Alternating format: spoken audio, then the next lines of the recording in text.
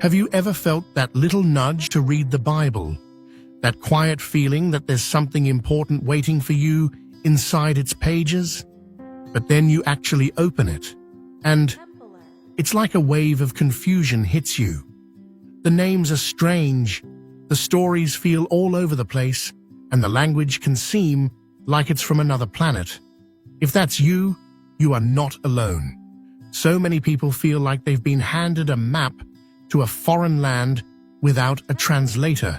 You have a real desire to grow closer to God and understand His Word, but you just end up feeling lost, and let's be honest, a little bit defeated. But what if you had a personal guide? What if I told you there's a simple way to turn all that confusion into clarity and that frustration into a genuine, exciting journey? In this video, I'm going to give you the ultimate guide to studying the Bible. We're going to break it all down into simple, practical steps that anyone, and I mean anyone, can follow. By the end of this, you won't just know how to read the Bible. You'll feel equipped and genuinely excited to do it. It'll go from being an intimidating chore to a life-giving conversation with the God who loves you. All right, before we even get into translations, reading plans, or different methods, we have to start with the most important step of all, our mindset.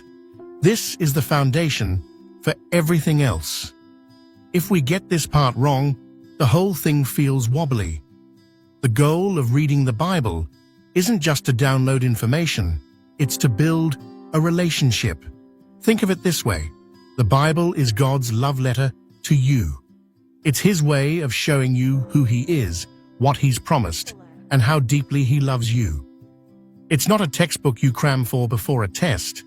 It's a conversation with the person who knows you and loves you most. When you see it as a relationship, everything changes. It's no longer about checking a box or doing your religious duty.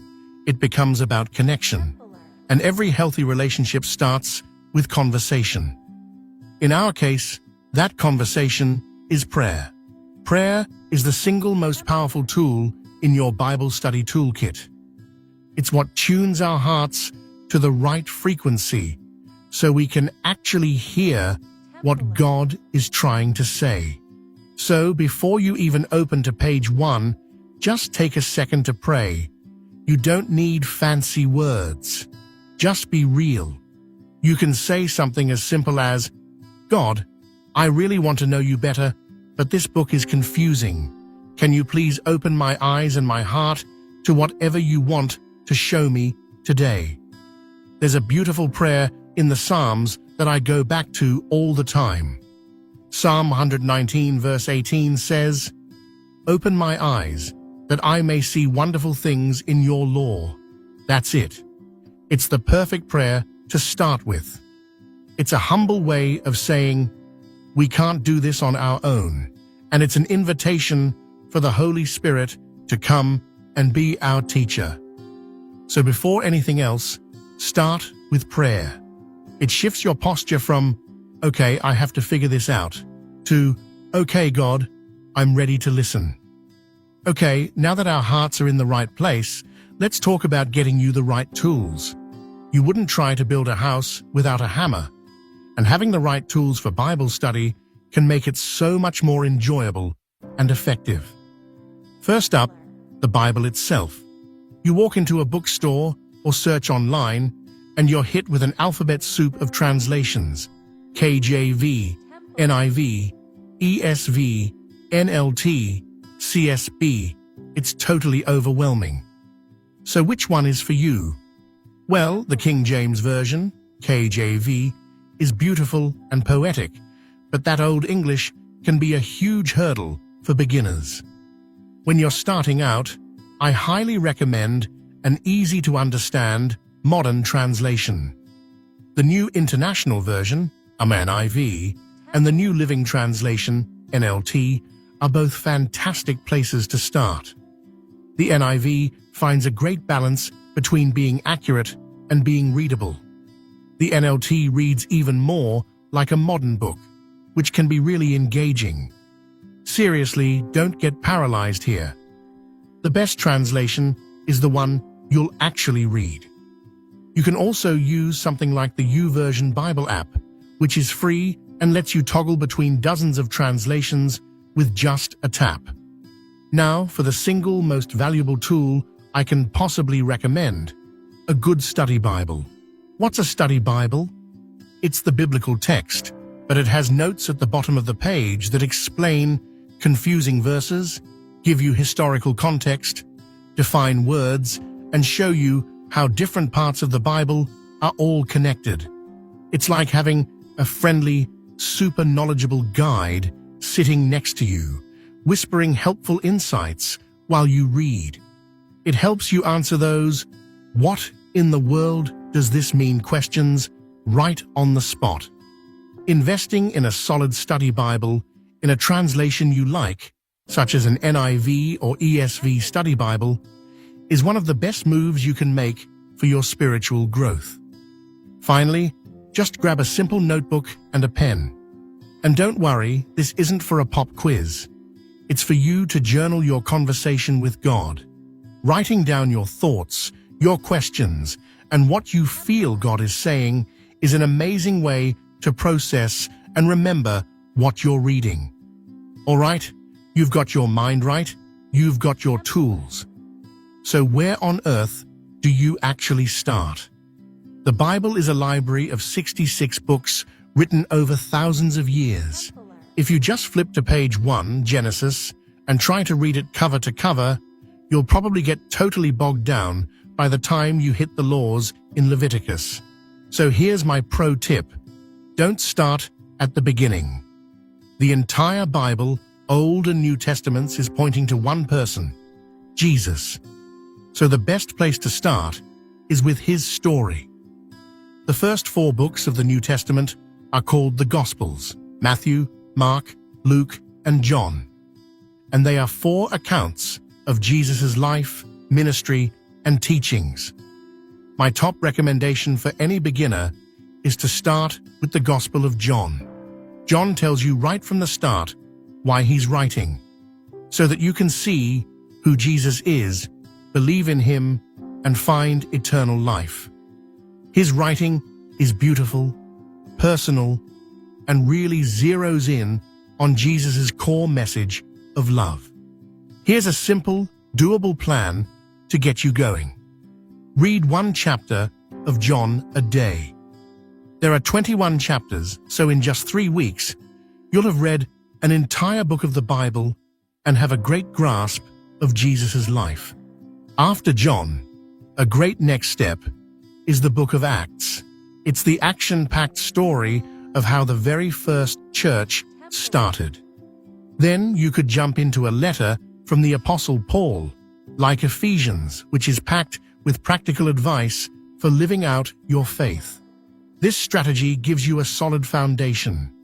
The key is to start where the main character of the whole story is in the spotlight. This book is your beginner's guide to understanding Scripture. Find peace, build relationships, and discover purpose in today's world. Ready to decode the Bible? Find Bible Decoded available on Amazon now. So you're sitting down with your coffee, you've said a prayer, you've got your study Bible and notebook, and you're at John chapter 1. Now what? How do you actually study the text instead of just letting the words wash over you? You need a simple method. People use all kinds of acronyms, but I find a simple 3-step process is the most helpful. Observation, interpretation, and application.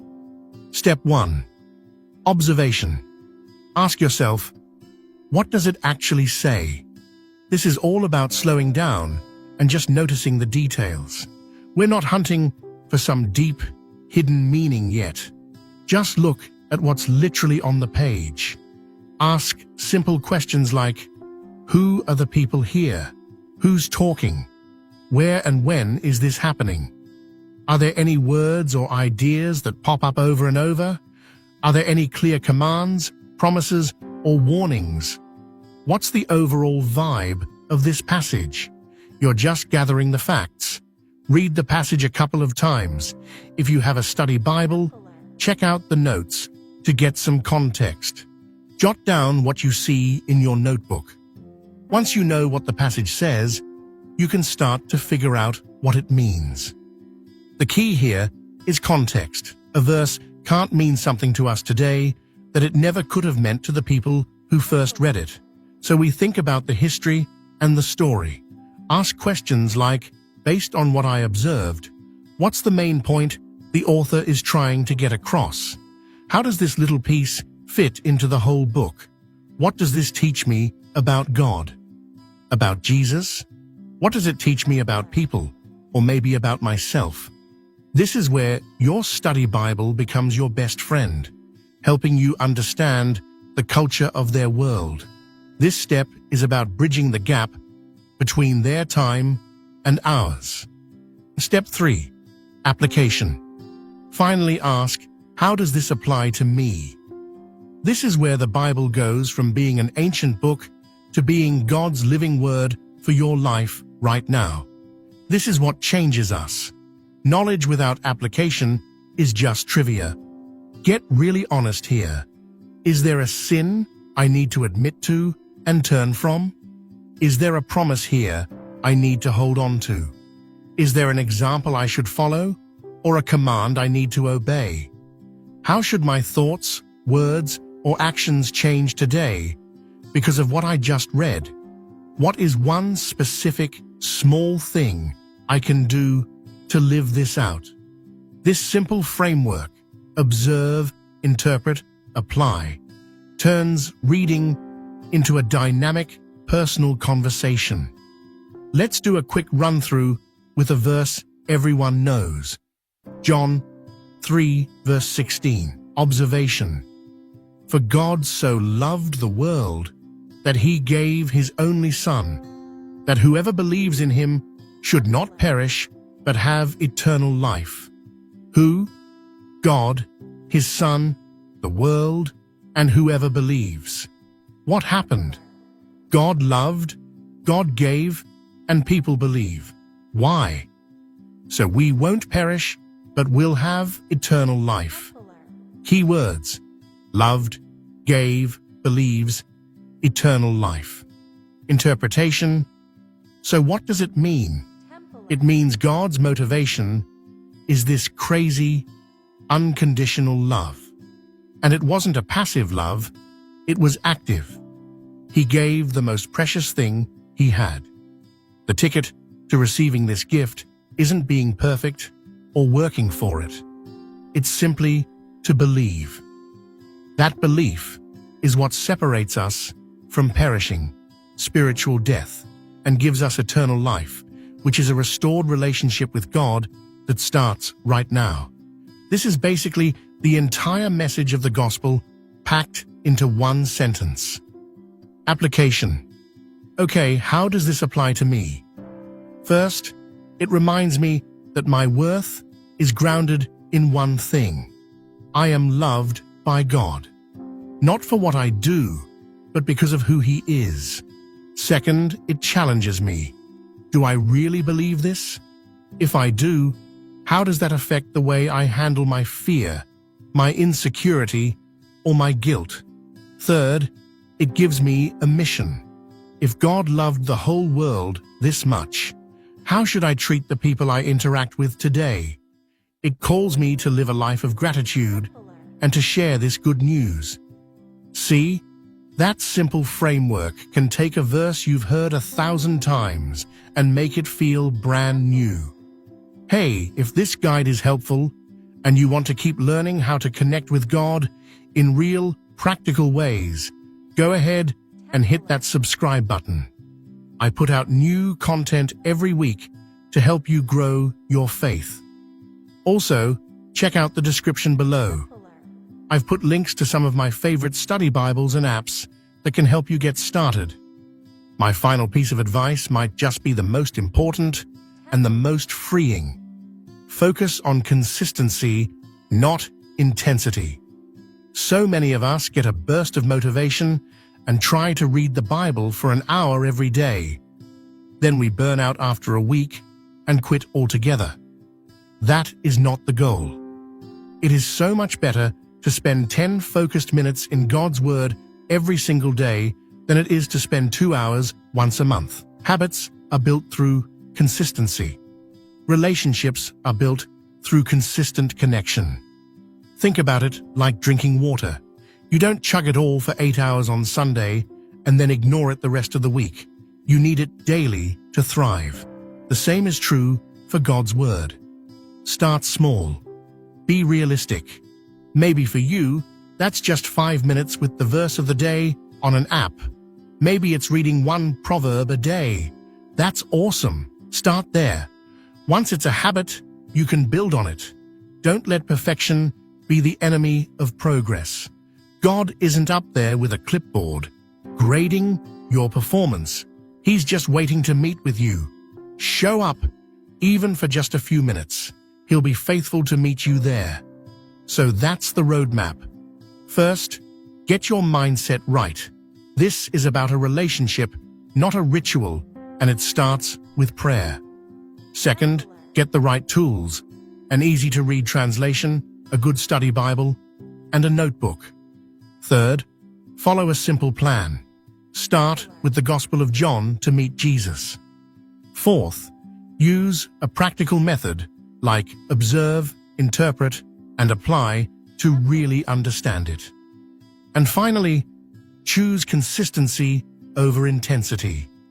A little bit every day makes all the difference. Reading the Bible doesn't have to be confusing or intimidating. You have a guide, you have a plan, and you have a God who is waiting and excited to speak to you through its pages. This is a journey, and every journey is taken one step at a time.